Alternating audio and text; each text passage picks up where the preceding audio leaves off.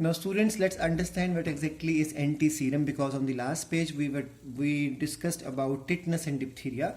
So anti-serum is the serum which carries antibody. That's why anti plus serum, anti-serum. So the serum which carries antibodies is called as anti-serum. Please remember such a serum can be of two types, polyclonal or monoclonal. After in the next class we'll be discussing about what exactly is polyclonal and monoclonal, but the main thing right now you have to understand is that what is anti-serum. So the anti-serum production is made possible by taking out antigen. So first of all, disease causing microorganism will always have on their surface certain proteins or biomolecules or glycoproteins which are able to start the reaction or immune system in some other animal.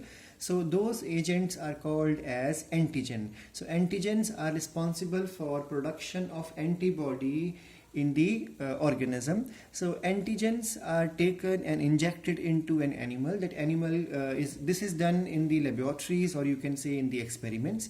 So the animal can be a horse, rabbit, goat or mouse. And then once the injection of the antigen is given to the animal now starts, because immune system is there in the vertebrate animal, all are vertebrates. So the animal will start producing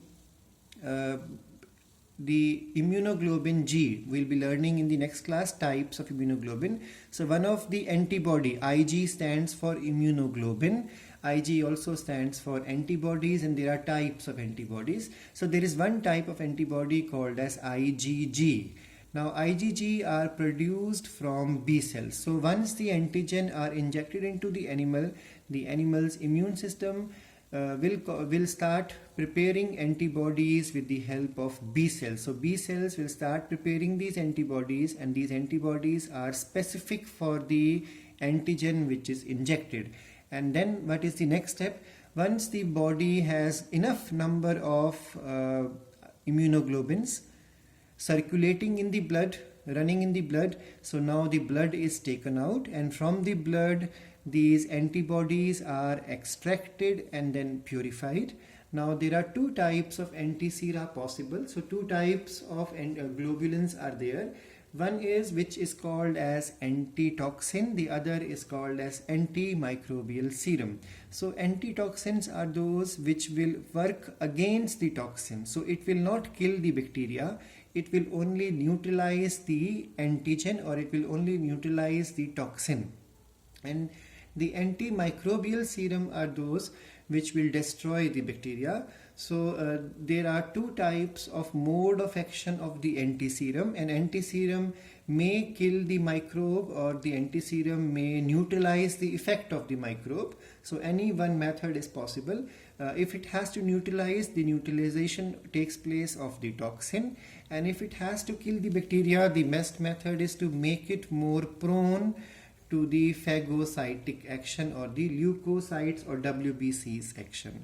Now who will perform these action? Let's understand. So there are cells which are involved in the acquired immunity, and these cells are called as lymphocytes. Now in your 11th class, even in the 9th class, 10th classes, you have done the topic of blood and the types of cells present in blood.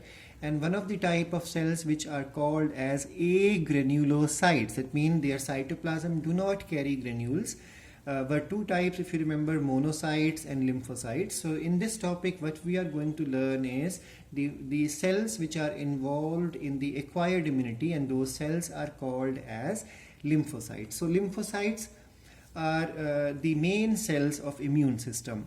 Now what all you have learned before was regarding the innate immunity. If you remember, innate immunity is given by different type of cell like killer cells and all, but what you are going to learn now is regarding the acquired immunity. Those immunity cells which are able to develop memory, they are the part of acquired immunity. So the lymphocytes are the main cells of immune system, and lymphocytes, according to your 11th class syllabus, also are of two type, T cells and B cells, or otherwise they are called as T lymphocytes and B lymphocytes. And now why they are called T and B in the 11th we have discussed already. T stands for thymus and B stands for bone marrow.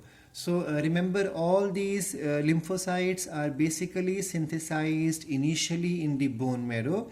In your 11th class, you have done the topic of yellow bone marrow and red bone marrow.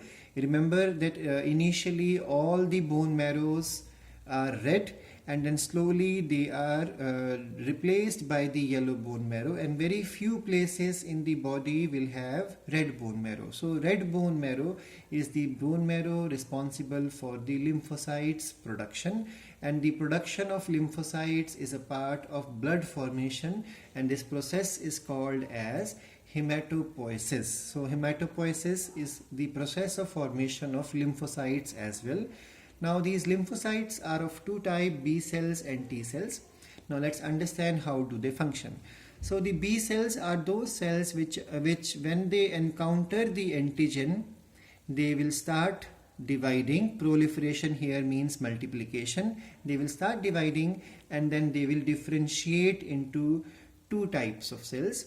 Now the one of the cell will be the memory cell for future, because this encounter has to be memorized for future encounters to be taken. So these will be the memory cells which are stored for future.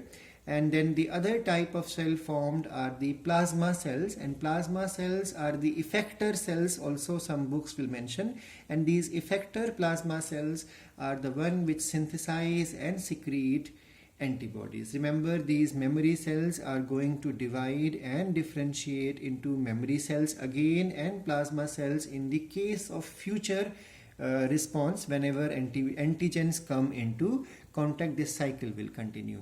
Now what are T cells? T cells are the part, okay, these are the okay, one more thing, NCERT call the immunity which is given by B cell as the humoral immunity, because humoral word is used for, humor word is used for fluid. If you have remembered, if you have paid notice to the NCERT, the first page of this chapter talks about black bile or good bile and bad bile. So bile or so otherwise humor. So what exactly humor is? Humor means fluid. So the body fluid has antibodies. So antibodies type, the immunity given by antibody is because of B cell, and it is called as humoral immunity.